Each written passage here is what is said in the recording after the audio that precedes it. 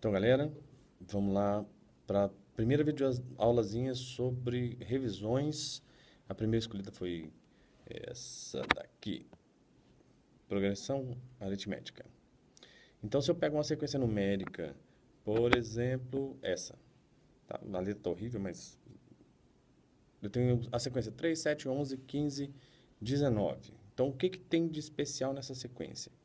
Primeiro, esse cara aqui eu vou chamar de primeiro termo da sequência e a diferença entre o segundo e o primeiro termo me dá uma certa constante, né? Então, eu tenho do 3 para o 7, eu somei 4 unidades, ou, se você quiser, do 7, 7 menos 3 vai te dar essas 4 unidades.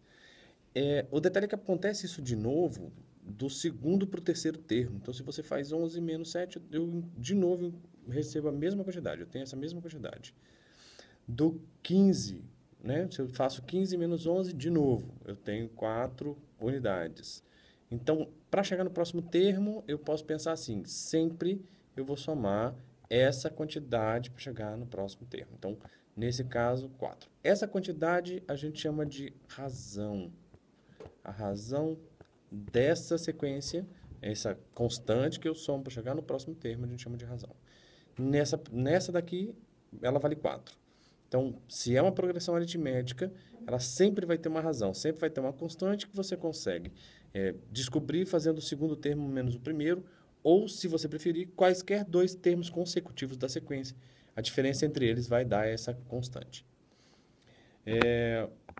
Mas eu acabei de escrever isso aqui já separado para você. Então, essa é a razão. Essa aqui é a constante que eu vou somar ao valor anterior para chegar no próximo valor. Por exemplo, no caso do 19, eu peguei o 15, que era o valor anterior, somei essa quantidade aqui, e aí, a esse 15 ele vai dar o 19. Mas aí tem uma outra forma de enxergar a mesma coisa. O segundo termo, que é esse 7, ele foi, sim, a soma do primeiro termo mais essa razão. O 11, então, eu posso escrever como esse 3 mais... desculpa, 3, não, esse 7. 7 mais 4 unidades. Mas também posso escrever, sim, o 3 mais o dobro dessa quantidade. 12, duas vezes essa razão. Então, esse resultado também vai dar 11, né? Então, 2 vezes 4, 8, mais 3, 11.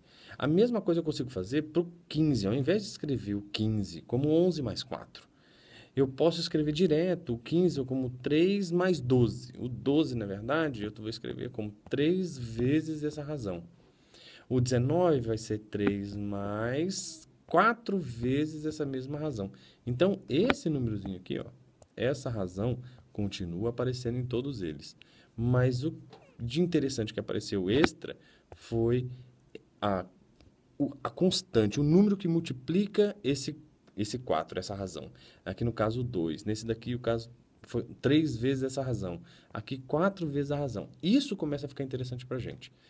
Porque se eu chamo o primeiro termo de A1, você está dizendo para mim que ele é simplesmente um A1, né? Esse é o primeiro termo da sequência. Mas o A2, eu acabei de falar para você que ele é o primeiro termo mais essa razão, que eu vou chamar de R. O terceiro termo, eu vou chamar de, sim, primeiro termo mais duas vezes a razão. Eu não sei se você já percebeu, mas aqui, por exemplo, no caso do A2, é o A1 mais uma vez a razão. No A1, ele é o próprio A1 mais nenhuma vez a razão, era ele mesmo. O A3, desculpa, o A4, então vai ser o A1 mais 3 vezes a razão.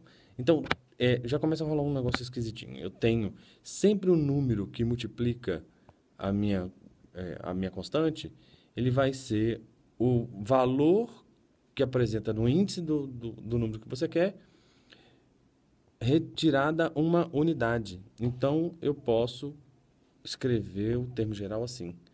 Um A qualquer vai ser o primeiro termo mais o enésimo menos 1 que multiplica